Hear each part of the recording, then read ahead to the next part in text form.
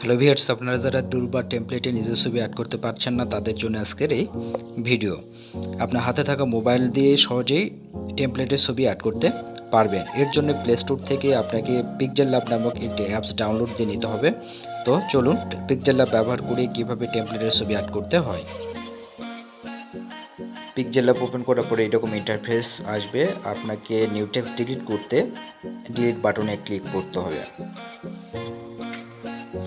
এরপর প্লাস আইকনে ক্লিক করে ফর্ম গ্যালারি থেকে ডাউনলোডকৃত টেমপ্লেটটি নিয়ে আসতে হবে। একে বড় করে নিতে হবে, টেমপ্লেটটি বড় করে নিতে হবে।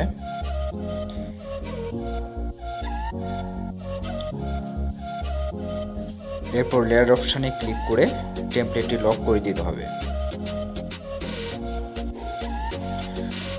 পুনরায় প্লাস আইকনে ক্লিক করে ফর্ম গ্যালারি হতে আপনি যে ছবিটা অ্যাড করতে চাচ্ছেন সেই ছবিটা নিয়ে আসতে হবে। এই ছবিটা আপনার ইচ্ছে মতো রিসাইজ করে নিতে পারবেন। এরপর ছবিটা ছোট বড় করে নিয়ে নির্দিষ্ট জায়গায় বসাতে হবে।